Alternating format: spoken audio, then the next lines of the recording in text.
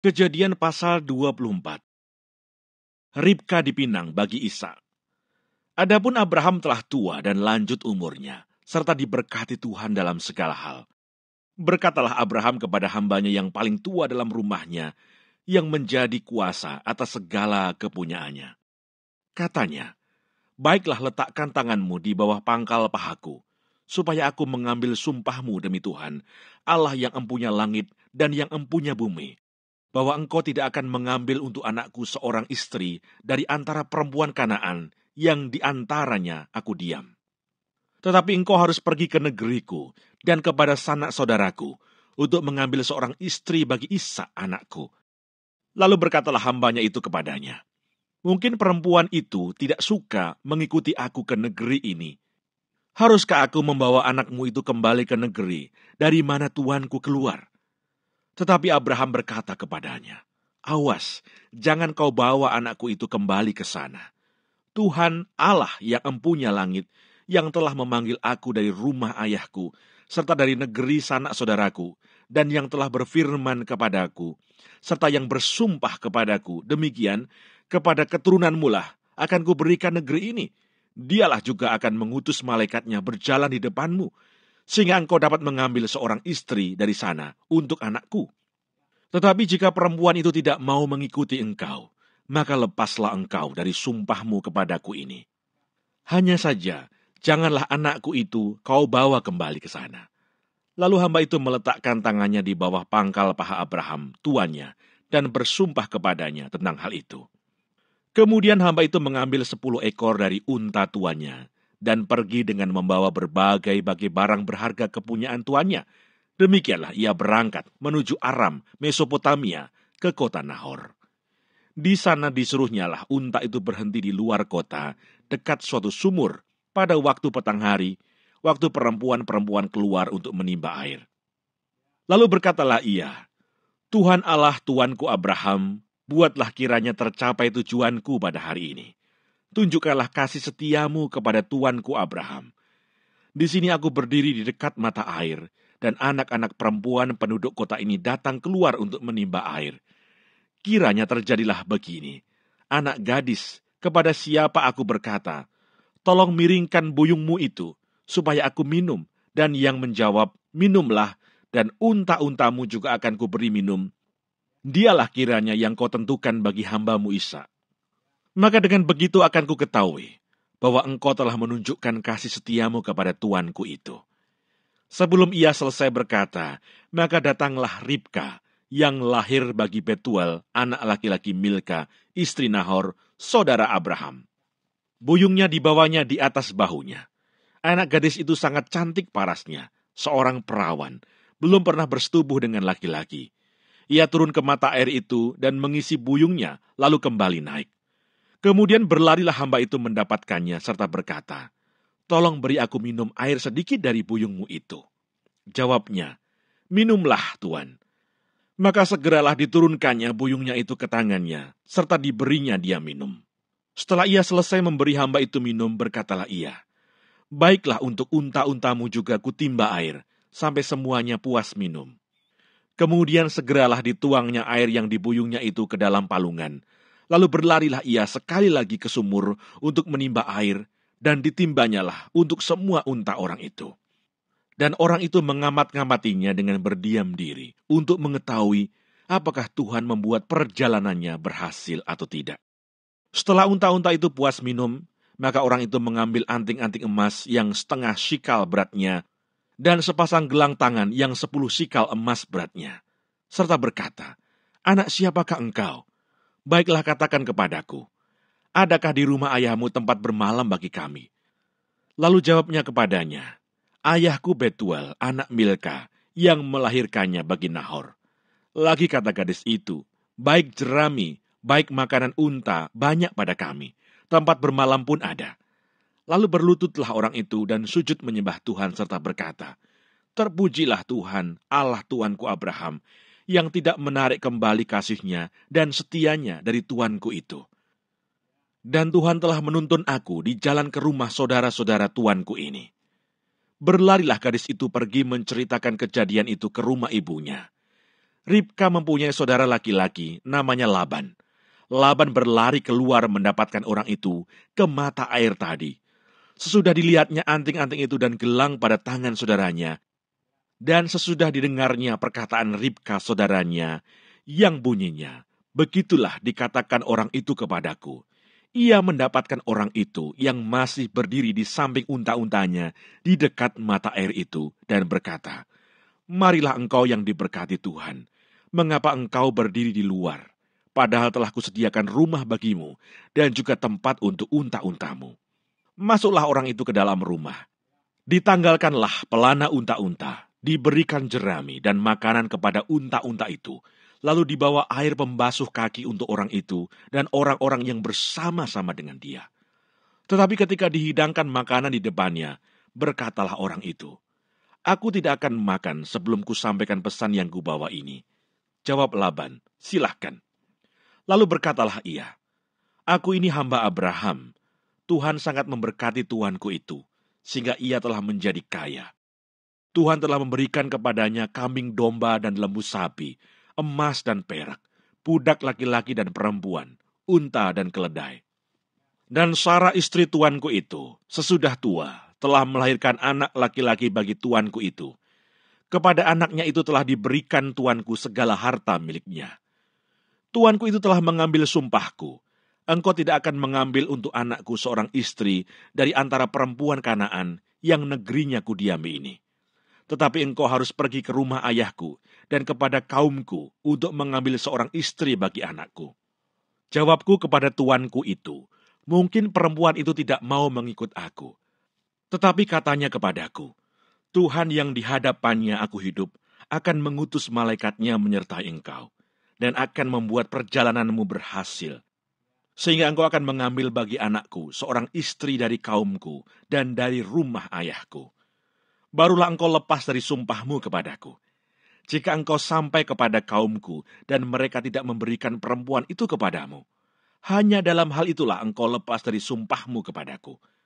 Dan hari ini aku sampai ke mata air tadi, lalu kataku, Tuhan, Allah tuanku Abraham, sudilah kiranya engkau membuat berhasil perjalanan yang kutempuh ini. Di sini aku berdiri di dekat mata air ini, kiranya terjadi begini. Apabila seorang gadis datang keluar untuk menimba air, dan aku berkata kepadanya, tolong berikan aku minum air sedikit dari buyungmu itu. Dan ia menjawab, minumlah, dan untuk unta-untamu juga akan kutimba air. Dialah kiranya istri yang telah Tuhan tentukan bagi anak tuanku itu.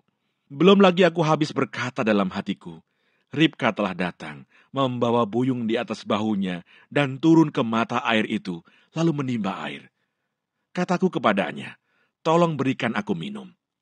Segeralah ia menurunkan buyung itu dari atas bahunya, serta berkata, minumlah, dan unta-untamu juga akan kuberi minum. Lalu aku minum, dan unta-unta itu juga diberinya minum. Sesudah itu aku bertanya kepadanya, anak siapakah engkau? Jawabnya, ayahku Betuel anak Nahor yang dilahirkan Milka.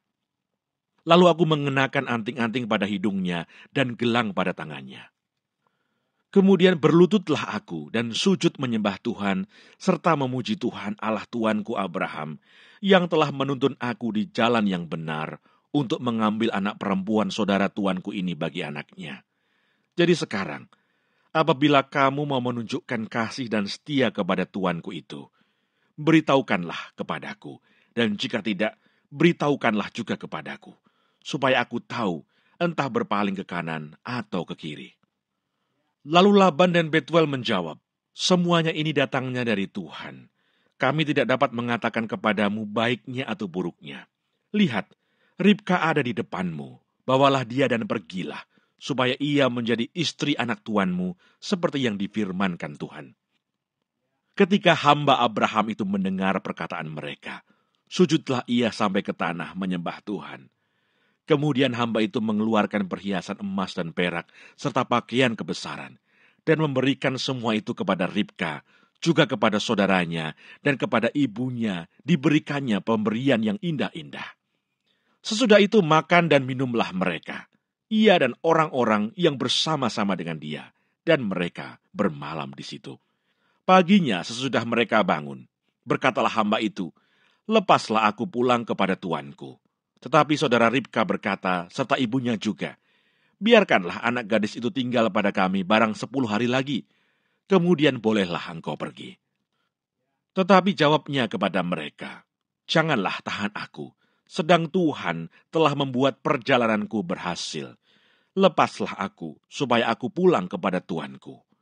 Kata mereka, "Baiklah, kita panggil anak gadis itu dan menanyakan kepadanya sendiri." Lalu mereka memanggil Ribka dan berkata kepadanya, "Maukah engkau pergi beserta orang ini?" Jawabnya, "Mau." Maka Ribka, saudara mereka itu, dan inang pengasuhnya, beserta hamba Abraham dan orang-orangnya dibiarkan mereka pergi. Dan mereka memberkati Ribka, kata mereka kepadanya, "Saudara kami, moga-moga engkau menjadi beribu-ribu laksa, dan moga-moga keturunanmu menduduki kota-kota musuhnya." Lalu berkemaslah Ribka beserta hamba-hambanya perempuan, dan mereka naik unta mengikuti orang itu. Demikianlah hamba itu membawa Ribka, lalu berjalan pulang. Adapun Ishak telah datang dari arah sumur Lahai Roi. Ia tinggal di tanah Negeb. Menjelang senja, Ishak sedang keluar untuk berjalan-jalan di padang. Ia melayangkan pandangnya, maka dilihatnyalah ada unta-unta datang. Ribka juga melayangkan pandangnya, dan ketika dilihatnya Ishak, turunlah ia dari untanya.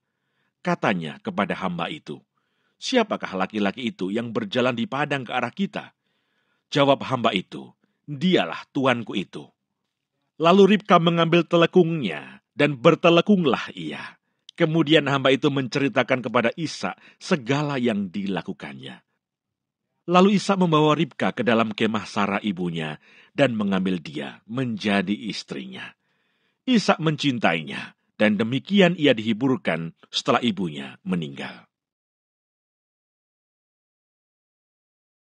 Inilah riwayat keturunan Ishak, anak Abraham. Abraham memperanakkan Ishak, dan Ishak berumur 40 tahun ketika Ribka anak Betuel, orang Aram dari Padan Aram, saudara perempuan Laban orang Aram itu, diambilnya menjadi istrinya. Berdoalah Ishak kepada Tuhan untuk istrinya, sebab istrinya itu mandul. Tuhan mengabulkan doanya, sehingga Ribka istrinya itu mengandung. Tetapi anak-anaknya bertolak-tolakan di dalam rahimnya, dan ia berkata, "Jika demikian halnya, mengapa aku hidup?" Dan ia pergi meminta petunjuk kepada Tuhan. Firman Tuhan kepadanya, "2 bangsa ada dalam kandunganmu, dan 2 suku bangsa akan berpencar dari dalam rahimmu. Suku bangsa yang satu akan lebih kuat dari yang lain, dan anak yang tua akan menjadi hamba kepada anak yang muda." Setelah genap harinya untuk bersalin, memang anak kembar yang di dalam kandungannya. Keluarlah yang pertama, warnanya merah, seluruh tubuhnya seperti jubah berbulu. Sebab itu ia dinamai Esau. Sesudah itu keluarlah adiknya, tangannya memegang tumit Esau. Sebab itu ia dinamai Yakub. Ishak berumur 60 tahun pada waktu mereka lahir. Lalu bertambah besarlah kedua anak itu. Esau menjadi seorang yang pandai berburu, seorang yang suka tinggal di padang. Tetapi Yakub adalah seorang yang tenang, yang suka tinggal di kemah. Ishak sayang kepada Esau, sebab ia suka makan daging buruan. Tetapi Ribka kasih kepada Kejadian Yakub. Pasal 26. Ishak di negeri orang Filistin. Maka timbullah kelaparan di negeri itu. Ini bukan kelaparan yang pertama yang telah terjadi dalam zaman Abraham. Sebab itu Ishak pergi ke Gerar kepada Abimelekh, raja orang Filistin. Lalu Tuhan menampakkan diri kepadanya serta berfirman, "Janganlah pergi ke Mesir, diamlah di negeri yang akan kukatakan kepadamu.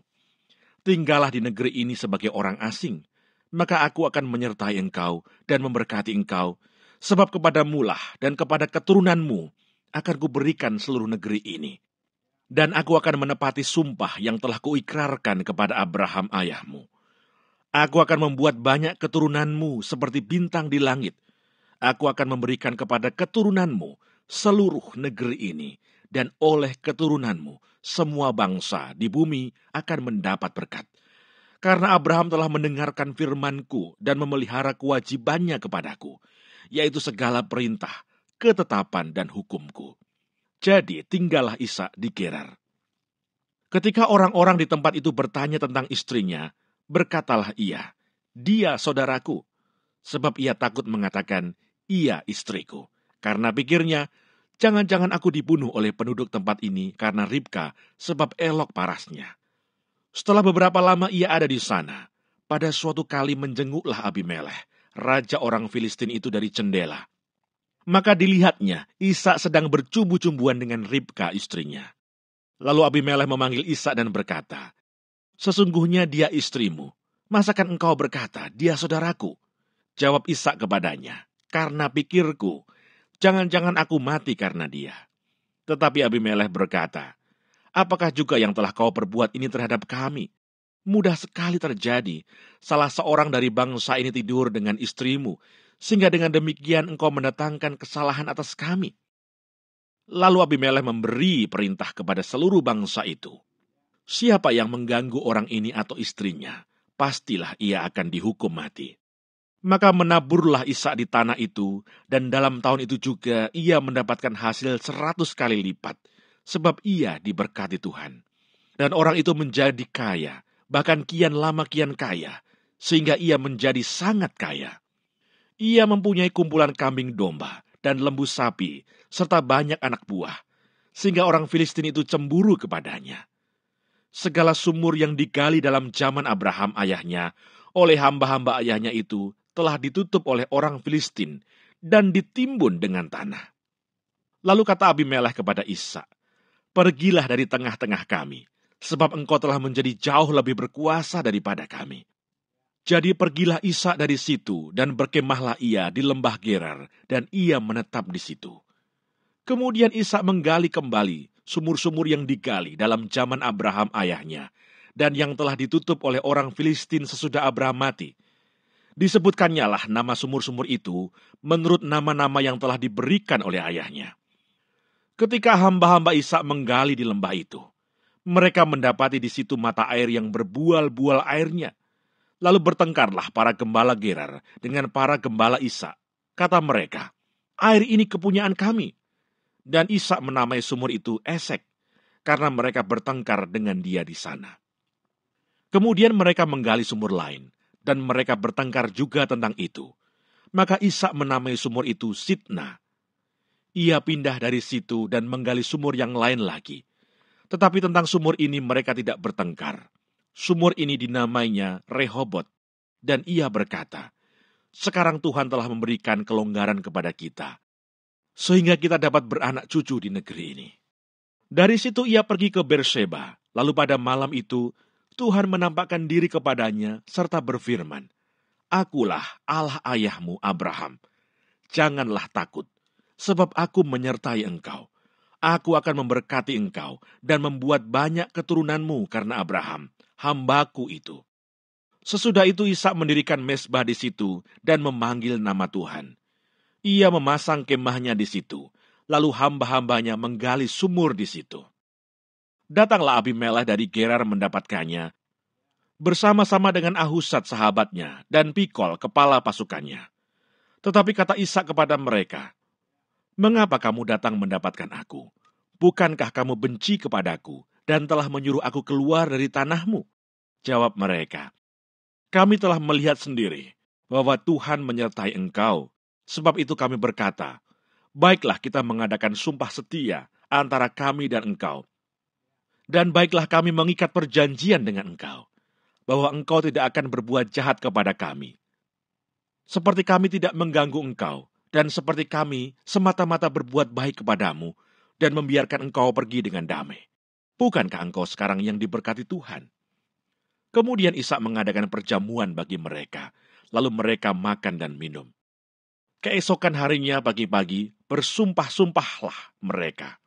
Kemudian Ishak melepas mereka, dan mereka meninggalkan dia dengan damai. Pada hari itu datanglah hamba-hamba Ishak memberitahukan kepadanya tentang sumur yang telah digali mereka, serta berkata kepadanya, "Kami telah mendapat air." Lalu dinamainyalah sumur itu Sheba, sebab itu nama kota itu adalah Berseba sampai sekarang. Ketika Esau telah berumur 40 tahun, ia mengambil Yudit, anak Beri orang Het, dan Basmat, anak Elon orang Het, menjadi istrinya. Kedua perempuan itu menimbulkan kepedihan hati bagi Ishak dan bagi Ribka.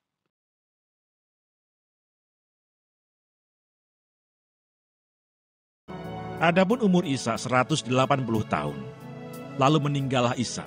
Ia mati dan dikumpulkan kepada kaum leluhurnya. Ia tua dan suntuk umur, maka Esau dan Yakub anak-anaknya itu menguburkan dia.